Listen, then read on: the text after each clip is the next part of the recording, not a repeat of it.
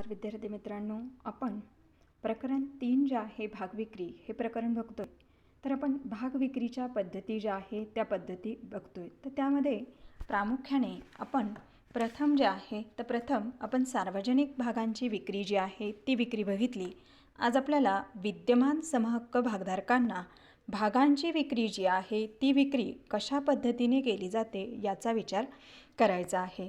तर त्यामध्ये प्रामुख्याने हक्क भाग आणि बोनस भाग या दोन प्रकाराने विद्यमान समहक्क भागधारकांना भागांची विक्री केली जात असते. आता विद्यमान समहक्क भागधारक म्हणजे कोणते भागधारक?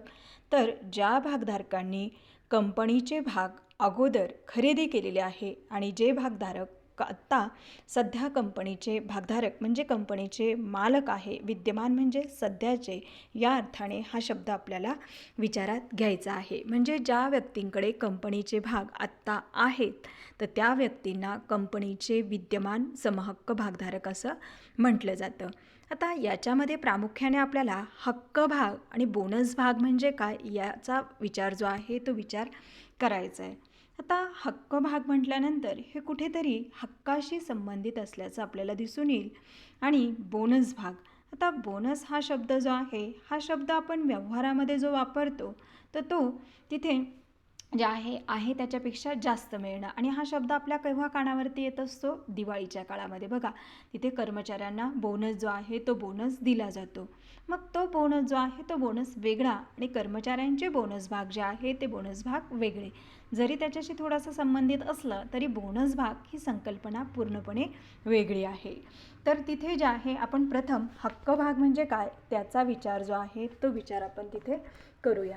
आता कंपनीची स्थापना झाल्यानंतर कंपनीला आधुनिक युगाच्या स्पर्धेत टिकून राहण्यासाठी पुन्हा भांडवलाची आवश्यकता पडू शकते. म्हणजे कंपनीची स्थापना झाली आणि कंपनी जी आहे ही कंपनी काय करते? भांडवलाची उभारणी जी आहे ही भांडवलाची उभारणी तिथे कंपनी जी आहे ती भांडवलाची उभारणी कंपनी करत असते. आता भांडवलाची उभारणी जी आहे ती एकदाच कंपनीला करायची असते का? नाही. तर भविष्यामध्ये जशी गरज पडेल त्याप्रमाणे कंपनी जी आहे ती कंपनी भांडवल उभारणी करत असते. मग कंपनीला विस्तार करायचं असेल, परिवर्तन करायचं असेल, आधुनिकीकरण जे आहे ते आधुनिकीकरण करायचं असेल तर अशा वेळेस कंपनी भविष्यामध्ये पुन्हा नवीन भागांची विक्री जी आहे ती विक्री करून भांडवलाची उभारणी जी आहे ती उभारणी कंपनी करू शकत असते. मग असे भांडवल जे आहे, मग असे भांडवल जे आहे ते भांडवल उभं करण्याचे अधिकार जे आहे ते अधिकार कोणाला दिलेले असतात? संचालकाला जे आहे ते संचालकाला असे अधिकार जे आहे ते असे अधिकार दिलं गेल्याचे आपल्याला दिसून येतं.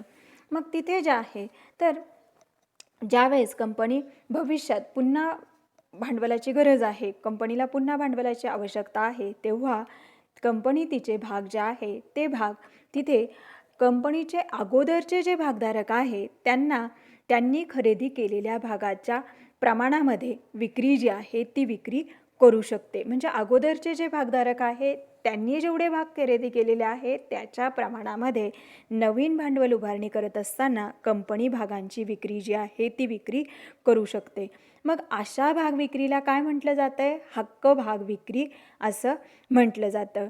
मग नवीन भाग विक्रीमध्ये विद्यमान भागधारकांना भाग खरेदीचा अग्रहक्क असतो.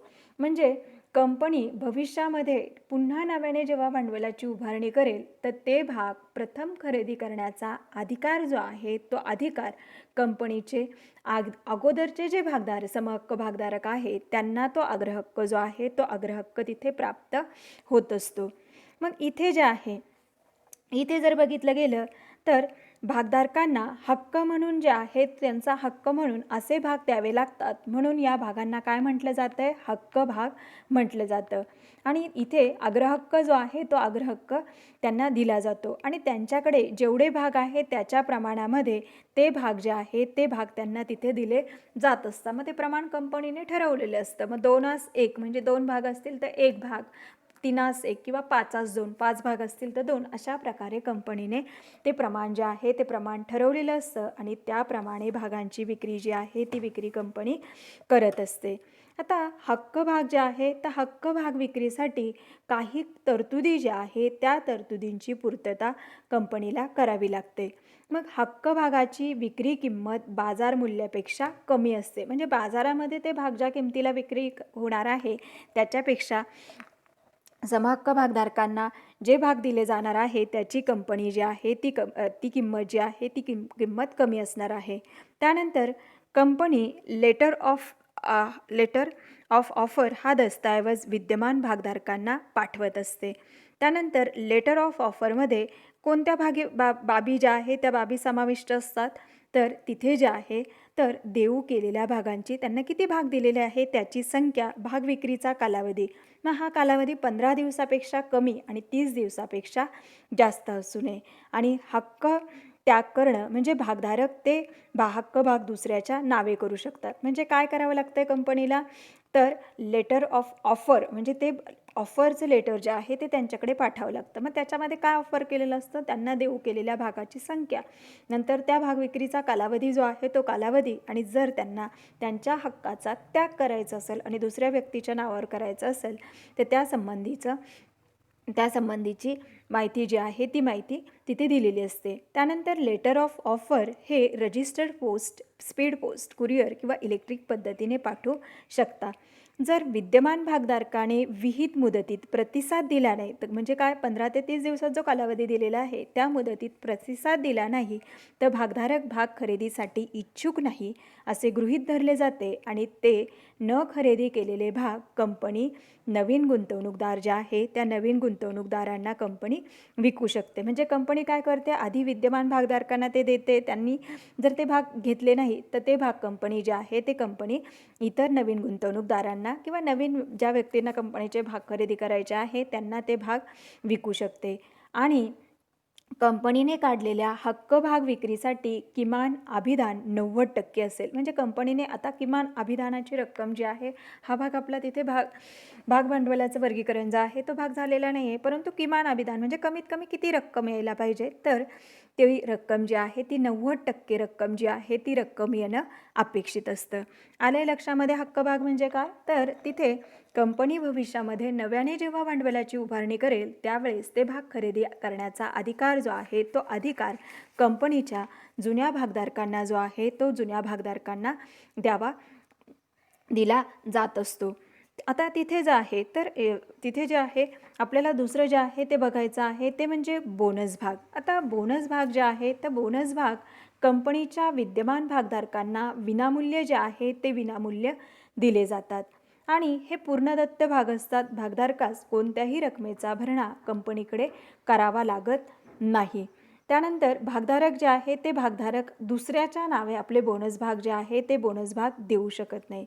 आता बोनस भाग जे आहे ते बोनस भाग देण्यामागचा हेतू जो आहे तो हेतू मुख्य काय असतो, तर कंपनीचा साठवलेला नफा किंवा राखीव निधी जो आहे तो विद्यमान समहक्क भागधारकांना बक्षीस म्हणून देऊ केला जात असतो. आता इथे बोनस भाग जे आहे त्या बोनस भागाची संकल्पना जी आहे तर बोनस भाग पूर्णदत्त असतात. बोनस भाग विद्यमान भागधारकांना मोफत त्याने धारण केलेल्या भागाच्या प्रमाणात दिले जातात. म्हणजे भागधारकाने जेवढे भाग धारण केलेले आहे त्याच्या प्रमाणामध्ये त्याची पूर्ण रक्कम भरलेली आहे असे भाग त्यांना दिले जातात.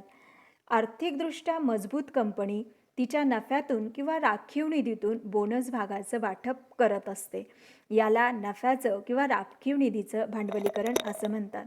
आता बोनस भागाचा जर विचार केला गेला तर आपण कंपनीच्या भांडवल उभारणीचे जर 2 प्रकार बघितले तर मालकीच्या भांडवलामध्ये नफ्याची पुनर्गुंतवणूक किंवा प्रतिधारण नफा आपण हा जो घटक बघितला तर तो घटक म्हणजे बोनस भाग.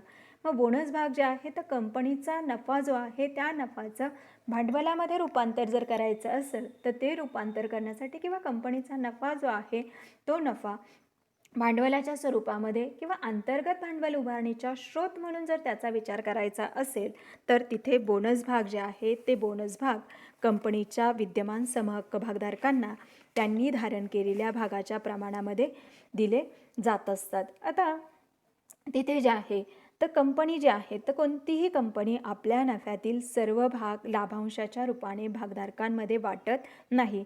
त्यातला बराचसा भाग जो आहे तो भाग काय केला जातो आहे, राखीव निधी म्हणून ठेवला जात असतो. आणि हा निधी जेव्हा मोठ्या प्रमाणात जमा होतो तेव्हा कंपनी याच निधीतील काही रकमेचे रूपांतर भागांमध्ये करते. येतं आहे का लक्षामध्ये? राखीव निधी जो आहे त्या राखीव निधीचं मोठ्या प्रमाणात झालं तर त्याचं रूपांतर भागात करते आणि हे भाग कंपनीच्या समहक्क भागधारकांना त्यांनी धारण केलेल्या भागांच्या विशिष्ट प्रमाणामध्ये भेट म्हणून किंवा बक्षीस स्वरूपामध्ये जे आहे ते बक्षीस स्वरूपामध्ये तिथे त्यांना दिले जातात.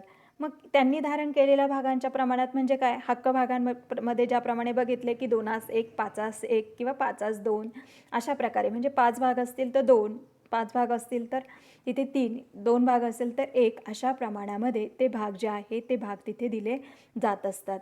मग बोनस भाग जे आहे या मार्गाने कंपनी स्वतःचा राखीव निधी जो आहे हा भागाच्या रूपाने व्यवसायामध्ये आणत असते, म्हणून याला नफ्याचे भांडवलीकरण असेही म्हटले जातं.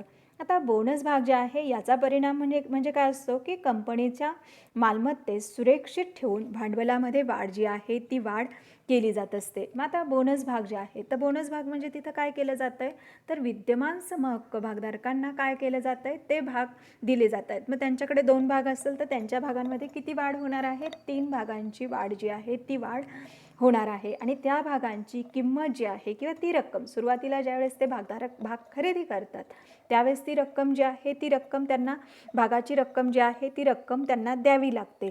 परंतु बोनस भागाच्या बाबतीमध्ये ते भेट स्वरूपात किंवा बक्षीस स्वरूपामध्ये असल्यामुळे कोणत्याही प्रकारची रक्कम जी आहे ती रक्कम त्यांना द्यावी लागत नाही. आता बोनस भाग जे आहे तर बोनस भागाच्या वाटपाबाबत काही तरतुदी ज्या आहे त्या पुढील प्रमाणे. तर बोनस भाग वाटप म्हणून फक्त खालील बोनस भाग जर वाटप करायचा असेल तर फक्त खालील ज्या गोष्टी आहेत त्याच्यातूनच कंपनी बोनस भागाचं वाटप करू शकते. मुक्त राखीव निधी, प्रतिभूती वाढावा खाते किंवा भांडवल परतफेड राखीव निधी खाते याच्यातून जी रक्कम जमा झालेली आहे त्यातूनच कंपनी बोनस भागांचं वाटप जे आहे ते वाटप करू शकते. त्यानंतर कंपनी संपत्तीच्या पुनर्मूल्यांकनासाठी राखीव ठेवलेल्या निधीतून बोनस भाग वाटप करू शकत नाही. लाभांश वाटपाच्या बदल्यास बोनस भाग वाटप करता येत नाही. लाभांश जो आहे तो लाभांश नफा झाला तर द्यावाच लागतो, परंतु लाभांशाच्या बदल्यात बोनस भाग कंपनीला देता येत नाही.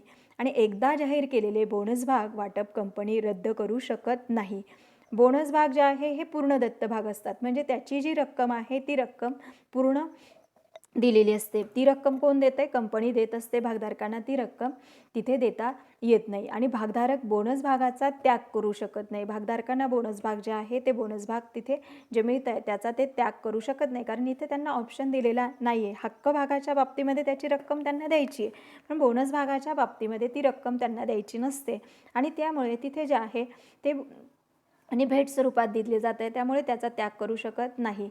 आणि बोनस भाग वाटपावेळी किमान अभिदानाची आवश्यकता नसते. बोनस भाग वाटपाच्या वेळी किमान अभिदानाची आवश्यकता जी आहे ती आवश्यकता देखील तिथे कंपनीला नसते, कारण बोनस भाग जे आहे हे बोनस भाग कंपनी आपला राखीव निधी आहे किंवा अंतर्गत भांडवल उभारणी जे आहे त्या मार्गाने बोनस भागाच्या वाटपातून कंपनी आपलं भांडवल उभारणी करत असते. त्यामुळे तिथे जे आहे तर किमान अभिदानाची तिथे जी आहे ती इथे आवश्यकता नसते. आता पुढच्या लेक्चरला आपल्याला विद्यमान कर्मचाऱ्यांना कंपनी भाग वाटप कशा प्रकारे करते आणि खाजगीरित्या भागांची विक्री जी आहे ती विक्री म्हणजे काय याचा विचार करायचा आहे. तर माझं तुम्हाला असं सांगणं असेल की विद्यमान कर्मचाऱ्यांना भाग वाटप हा भाग जो आहे तो भाग वाचून ठेवला तर तुम्हाला तिथे चटकन लक्षात येईल.